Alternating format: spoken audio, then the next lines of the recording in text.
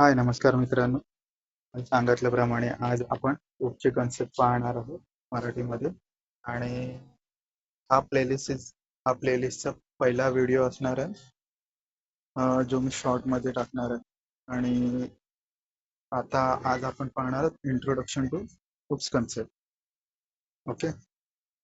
So actually OOPs म्हणजे पाहायला गेलं तर हे प्रोग्रामिंग करण्याची एक पद्धत, मेथोडॉलॉजी आहे, जी सोप्या भाषेत सांगायचं झालं तर ही पद्धत सॉफ्टवेअर डिझाईन करताना फंक्शन्स पेक्षा डेटा आणि ऑब्जेक्ट्स वर जास्त लक्ष दिलं जातं, ह्याच्यात लक्ष केंद्रित केले जाते. तशाच ह्याचे काही कन्सेप्ट आहेत जे टायरली जे फोर पिलर्स म्हणतात. त्याच्यातही आणखी काही दोन कन्सेप्ट एक्स्ट्रा आहेत, जे आपण पुढच्या पार्टमध्ये बघणार आहोत. बट आपण आता शॉर्टमध्ये आता त्यांचं जरा पाहून घेऊ इथे. So oops is a programming paradigm that structured around object real world entities rather than procedures. Means इथे सांगितलेलं आहे की जी रिअल वर्ल्ड एंटिटी आहे त्याच्या अराउंड, त्याच्या ऑब्जेक्टच्या अराउंड. आता मगाशी मी सांगितल्याप्रमाणे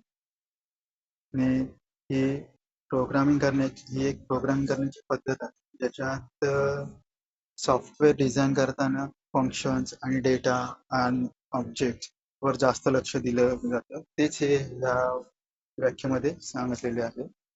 इच ऑब्जेक्ट इनकॅप्सुलेटेड डेटा, स्टेट, बिहेवियर.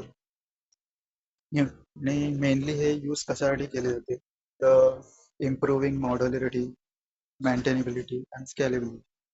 थोडक्यात पाहायचं झालं तर एखादं प्रोज रियुजेबल व्हावं किंवा त्याची मेंटेन करताना सोप्या पद्धतीने मेंटेन करता यावं, त्यासाठी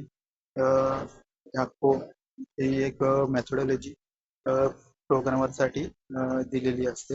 ही आज आपण आजपासून पाहणार आहोत.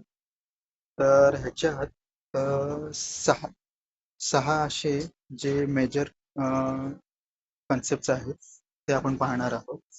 त्यात आहे इन्कॅप्सुलेशन, क्लास, ऑब्जेक्ट, अब्स्ट्रक्शन, इनहेरिटन्स आणि पॉलिमॉर्फिझम. याच्यामध्ये चार असे कन्सेप्ट आहेत जे फोर पिलर्स असे म्हटले जातात. ते म्हणजे इन्कॅप्सुलेशन, अब्स्ट्रक्शन, इनहेरिटन्स आणि पॉलिमॉर्फिझम. सो आपण हे सहा जे कन्सेप्ट आहेत ते आपण पुढच्या भागात पाहूया. आजच्यासाठी एवढंच. थँक्यू.